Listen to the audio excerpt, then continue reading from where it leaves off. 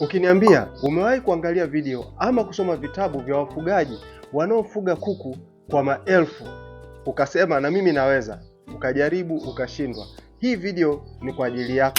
Leo sitakwambia uweze kujifunza zaidi ama kusoma zaidi. Nitakueleza kitu kimoja ambacho wengi hawakizungumzii, siri inayotofautisha wafugaji waliofanikiwa na wale wanaoendelea kushindwa.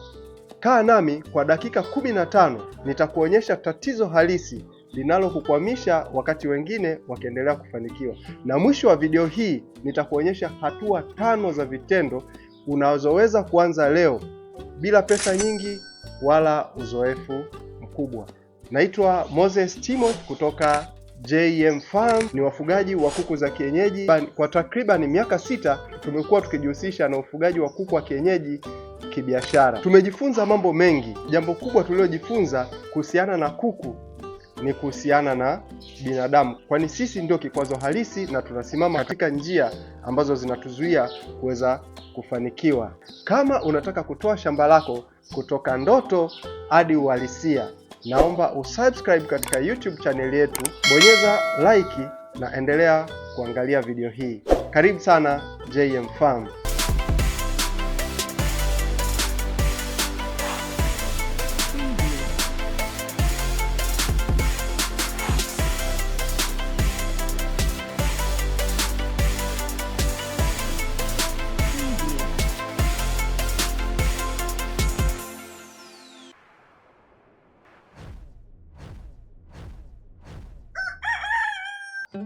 Sasa leo ngoja nikupe ukweli mchungu. Mtandaoni kuna maarifa yanayotosha kabisa kuweza kufanya ufanikiwe katika ufugaji wa kuku wa kienyeji. Wafugaji wengi wamekuwa wakishare mambo mbalimbali yanayoweza kusaidia kuweza kufanikiwa katika ufugaji. Mfano, aina ya chanjo na namna ya kuzichanja katika umri sahihi wa kuku, ujenzi wa mabanda bora, uchaguzi wa mbegu bora za kuku, utambuzi wa magonjwa pamoja na tiba mbalimbali za aina mbalimbali, tiba za madukani pamoja na tiba za asili. Kwa mambo mengine mengi, mfano usimamizi wa miradi ya ufugaji kibiashara. Mambo haya yote ukiyaunganisha kwa pamoja yanatosha kabisa kuweza kufanikisha katika ufugaji wa kuku wa kienyeji. Kwa hiyo tatizo sio maarifa. Tatizo halisi ni pengo kati ya kujua na kufanya. Pengo hili linaitwa utekelezaji, na ndilo limeua ndoto za wafugaji wengi kuliko ugonjwa wote wa kuku. Nitakupa mfano. Kuna mfugaji yupo Arusha, anafuga kuku 10,000. Ana experience zaidi ya miaka 5 katika ufugaji wa kuku. Amepitia changamoto nyingi, amefeli sana, kwa hiyo amelipa gharama ya maarifa aliyoyapata. Akiposti mtandaoni kuku 10,000, akaweka video ya dakika 5, wewe unachukua matokeo ya miaka 5 kwa dakika 5 na unatamani uweze kufuga kwa idadi ile ambayo yeye ameifikia katika miaka 5. Huo ni mtego. Siku zote tunapokuwa tunachukua maarifa mitandaoni, tunaangalia vitu vidogo vidogo ambavyo yule mfugaji mkubwa anavifanya na sisi tuweze kuviapply ili tuweze kufanikiwa. Kwa maana hiyo, ukiangalia tatizo kubwa, wengi tunaangalia mafanikio ya mtu au matokeo ya mtu ya miaka mingi katika video za muda mdogo mdogo, na tunatamani tuwe vile. Na pia kutokana na mazungumzo yangu niliyofanya na wafugaji mbalimbali, nimegundua hali inayojirudia rudia.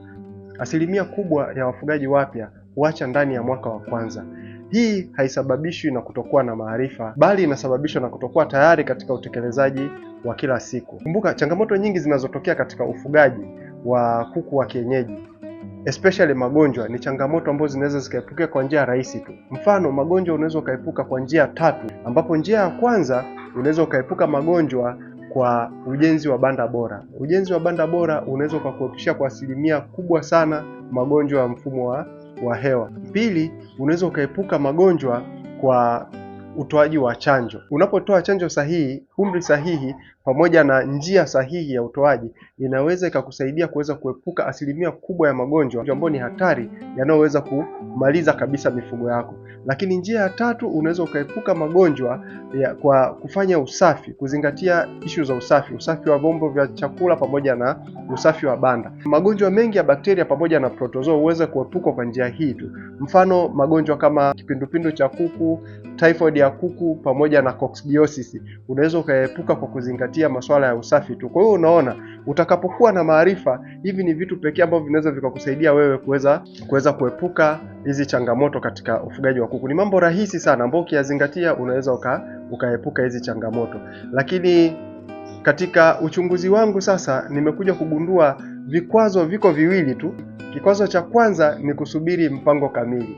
Kumbuka, hakuna kitu kilichoanzia juu, kila kitu kimeanzia chini alafu ukaendelea kukua. Na obviously hata kama utaanzia juu, kama una knowledge gap inaweza kukushusha chini uweze kufata zile hatua sahihi. Kwa hiyo kusubiri mpango kamili ni kujichelewesha.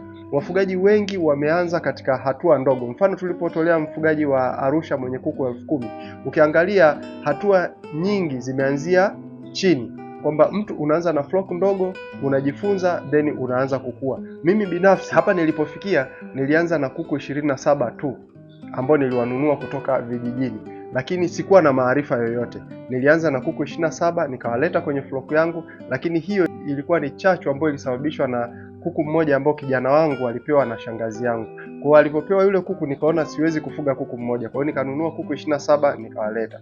Sikuwachanja, sikuwa na maarifa yoyote ya ulishaji wala chochote. Kwa hiyo niliwafungia tu kwa pamoja, walianza kutaga vizuri, nikawa nakusanya yale mayai nikawa nayatunza. Ndani ya wiki kadhaa wale kuku walishikwa na kideni na walikufa karibia wote, nikabakiza kuku 8 tu. Lakini haya mayai nilichukua nikapeleka kwenye mashine, yale alikuwa 70, nikapata vifaranga 40. Katika vile vifaranga 40 sikuwa na namna tena, sikuwa na ujuzi. Kwa hiyo niliendelea kujifunza, kutana na changamoto na wapigia wataalamu, najifunza kupitia YouTube. Mwisho wa siku nilifanikiwa kuweza kupusha vifaranga 30 na ndipo safari yangu ya ufugaji ilipoanzia. Kwa hiyo kuanzia pale sikuwahi kurudi nyuma tena. Nimekuwa nikipiga hatua baada ya hatua mpaka hapa nilipofikia kwa siku ya leo. Kwa hiyo changamoto kubwa, watu usisubiri mpaka mpango wako ukamilike. Kuwa na mpango wa utekelezaji. Yaani unapokuwa na mpango wa utekelezaji kwamba umeplani kuanza mradi wako wa kuku, basi utaanza lini? Kuwa na checklist, andaa dodoso kwamba natakiwa kufanya 1 2 3 4 5. Nikileta labda natakiwa kuanza ujenzi wa banda, nimejenga banda, tiki. Natakiwa kuingiza vifaranga, tiki. Natakiwa kuanza kutoa chanjo X, tiki, chanjo B, tiki, hivyo. Kwa hiyo ule mpango utakuongoza ili kuweza kufikia yale mafanikio. Kwa hiyo kuwa na mpango wa utekelezaji. Kitu cha pili ambacho wengi wamekuwa wakiongea ni kama kikwazo kinachowakwaza wasiweze kuendelea ni hofu ya kupoteza pesa zao. Hapa ndipo maarifa yanapoingia. Ili kuweza kukabiliana na hofu ya kupoteza kile ulichonacho, ni lazima uwe na maarifa sahihi, uwe na maarifa ya kuhusiana na mradi wako, uwe na maarifa ya kibiashara, ile branding, marketing, utafuta yale masoko unafanyeje, kuweza kulea vifaranga unafanyeje, chakula kinakueje. Kwa kuwa na maarifa sahihi ndio chanzo kikuu ambacho kitaweza kuepushia na wewe kuweza kupata hasara kupitia ufugaji wa kuku. Vikwazo vikubwa viwili ambavyo wamekuwa vikiviongea ni wengi wanasubiri mpaka mpango kamili ukamilike, apate fedha, awe na mazingira yawezeshi na kila kitu ndo aweze kuanza. Hiyo, andaa mpango wa utekelezaji na anza kutekeleza moja kwa moja. Kitu cha pili, hofu ya kupoteza pesa. Tafuta maarifa sahihi, tafuta watu, fanya consultation. Kama mimi nilikuwa naleta watu mpaka nawalipa, wataalamu wa mifugo nawalipa pesa, wananisaidia ili kuweza kunivusha katika changamoto mbalimbali ambazo nilikuwa nazipitia, na mwisho wa siku nikaweza kukua mpaka nilipofikia hapa. Sasa nilikwambia nitakupa hatua 5 ambazo zitaweza kukusaidia kuweza kuanza leo bila pesa nyingi wala maarifa makubwa. Hizi sio nadharia. Haya ni mambo ambayo tunayafanya sisi JM Farm pamoja na wateja wetu na zinafanya kazi. Andika hizi hatua zinazobadilisha maarifa kuwa matokeo. Hatua ya kwanza, anza na floku ndogo au anza na idadi ndogo ya kuku. Usianze na kuku 500, 1000 ama wengi zaidi ya hapo. Kama unajua huna maarifa na hauna mtu mwenye maarifa atakayeenda kusimamia mradi wako, basi anza na namba ndogo ya kuku.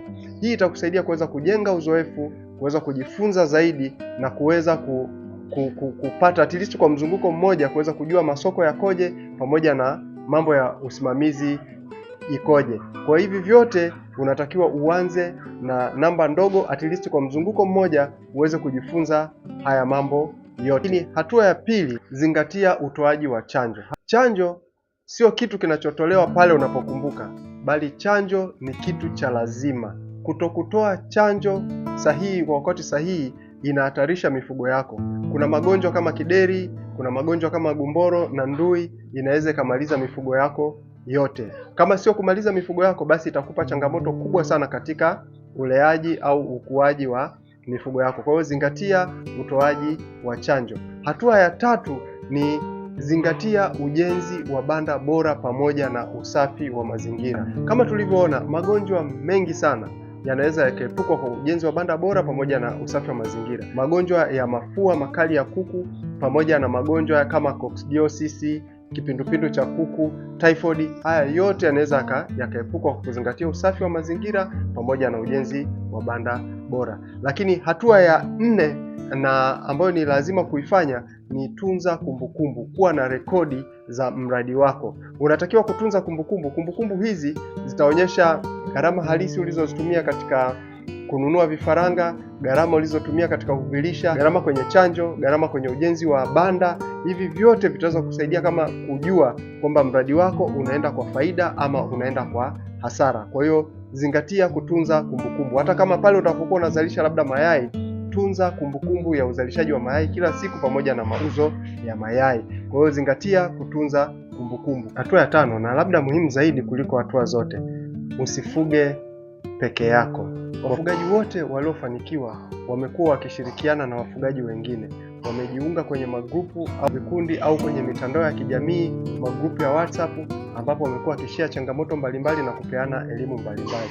Kwa hiyo ili uweze kufanikiwa katika ufugaji, usifuge peke yako. Chukua maarifa kutoka kwa wafugaji wengine ambao wanafanya vizuri au ambao bado wapo katika hatua za ukuaji, na tumeweze kujifunza pamoja na kuweza kuwa pamoja. Mfano, JM Farm tuna platforms nyingi ambazo zinasaidia na tunatoa mafunzo mbalimbali bure. Tuko YouTube, tuko Instagram, tuko Facebook. Huko kote unaweza ukapata mafunzo mbalimbali kuhusiana na ufugaji wa kuku wa kienyeji. Kwa hiyo usifuge peke yako.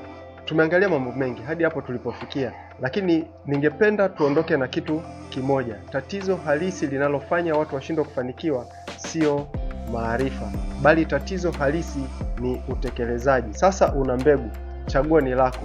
Uende ukaipande ama usitekeleze, na mwisho wa siku hautapata matunda. Kama video hii imekusaidia na umepata kitu kimoja, ni kuombe jambo moja la msingi. Usisahau kusubscribe katika YouTube channel yetu, kushare na wenzio na kuweza kukuza familia yetu ya JM Farm.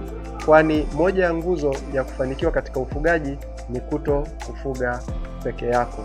Kuku ni pesa, kuku ni biashara. Tukutane katika video nyingine. Bye bye.